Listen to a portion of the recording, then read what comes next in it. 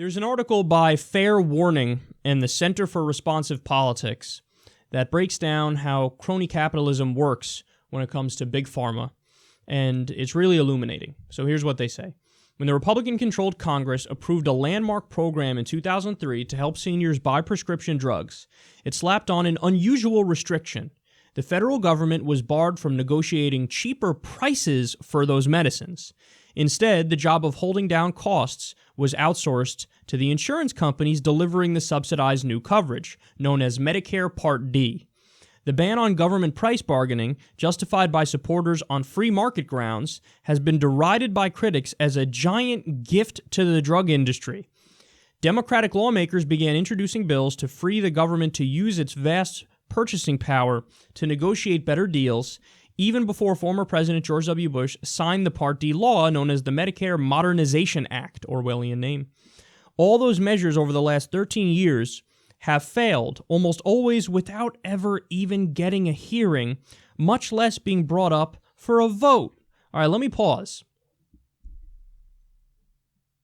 That's insane. So, by the way, it's not, they frame it like all the Democrats are the good guys, all the Republicans are the bad guys. That's not true. There's a lot of corporate Democrats who are on the side of Medicare and not being able to negotiate for better drug prices with Big Pharma, including Barack Obama. But there are some good Democrats, the ones who are not corporate Democrats, who propose these amendments. I think Bernie Sanders has done it a bunch of times. Well, he's an independent, but you know what I'm saying.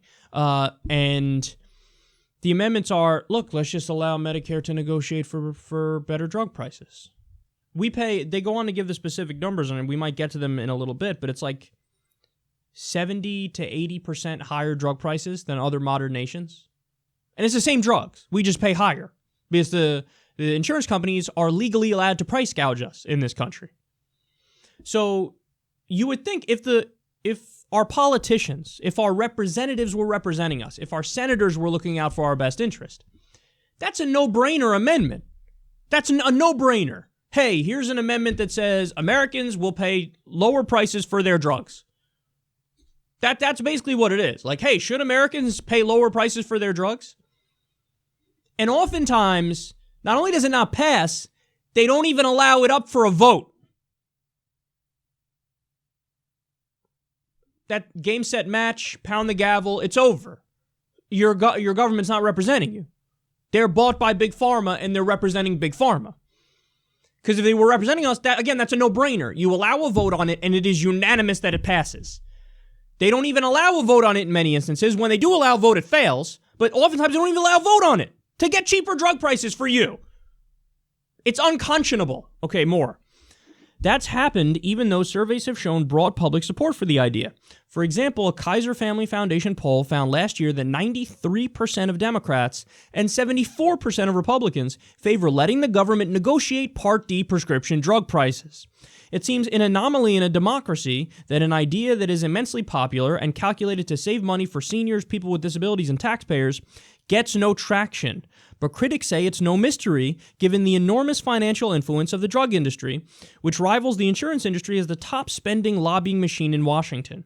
It has funneled $1.96 billion into lobbying in the nation's capital since the beginning of 2003, and in just 2015 and the first half of 2016 has spent the equivalent of $468,108 per member of Congress. God damn. The industry also is a major contributor to House and Senate campaigns. There are far more lobbyists in Washington working for drug manufacturers and wholesalers than there are members of Congress. Last year, the industry retained 894 lobbyists to influence the 535 members of Congress, along with staffers and regulators. From 2007 through 2009, there were more than 2 drug industry lobbyists for every member of Congress. For each of the last 13 years, more than 60% of the industry's drug lobbyists have been revolvers, that is, lobbyists who previously served in Congress or who worked as congressional aides or in other government jobs. That raises suspicions that lawmakers and regulators will go easy on the industry to avoid jeopardizing their chances of landing lucrative lobbying work after they leave office. This is a bunch of soulless cretins looking out for themselves and screwing over everybody in the country as a result of it. That's what this is. Narcissistic, soulless, immoral cretins. And let me be clear about something. It's more the system that's the problem. Because we have legalized a system that allows these campaign contributions, that allows the revolving door to happen. We need to get the money out of the system so you can't have this lobbying. It is illegal. Have politicians who can only raise money from the people, so they only represent the people, and make laws that eliminate the revolving door. It's human nature when you give these people that out, and they're going to make more money when they go that path. They don't give a fuck. They're going to screw over everybody because they're looking out for their own. This is as sick as it gets, man. This is as sick as it gets.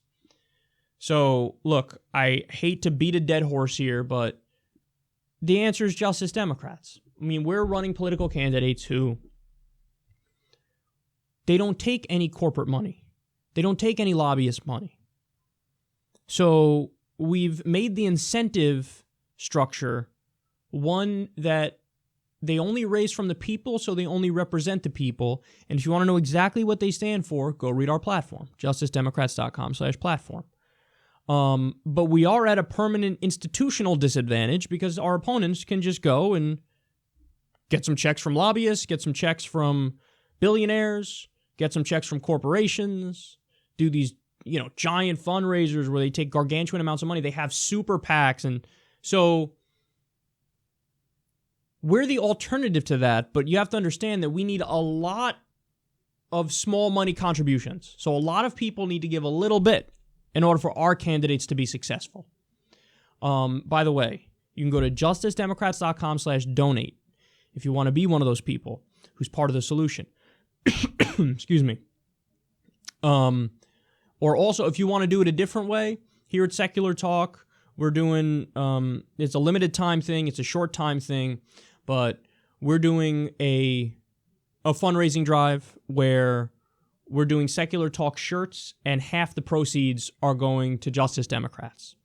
So, you can go check that out. It's booster.com/Secular Talk shirts if you're interested. Have the first generation shirts, the second generation shirts, and now the third generation shirts there, and you get to take your pick. So you could check that out if you'd like. I know I'm getting some myself. But we got to change this, man, because this is absolutely unbelievable. I mean, when I read this stuff, it makes my blood boil. It's in your face. And by the way, where's corporate media on this? Where the fuck are you? This is the real scandal. I mean, we could talk about Trump's tweets until we're blue in the face. Oh my God, he did a wrestling tweet. And he had CNN's face when he did the clothesline on the person. Oh my God. Oh my God. You're going to have more outrage for that than you're going to have for this. Our democracy is gone. They made the point in here. They're like, isn't it weird in a democracy you have something that, the overwhelming majority of people favor and not even brought up for a vote? Well, that's right. It is weird, which means the conclusion is what? We're not functioning as a democracy. Studies have shown we function as an oligarchy, as a kleptocracy. Government of, by, and for the rich, government of, by, and for the elite, of, by, and for the corporations, corporatocracy.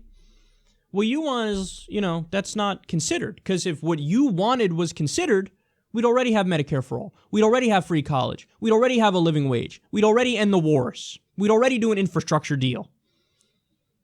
So we got to fight back. We can't just sit back and take it because this has been going on for too long, and we need to be the ones to say, not on our watch.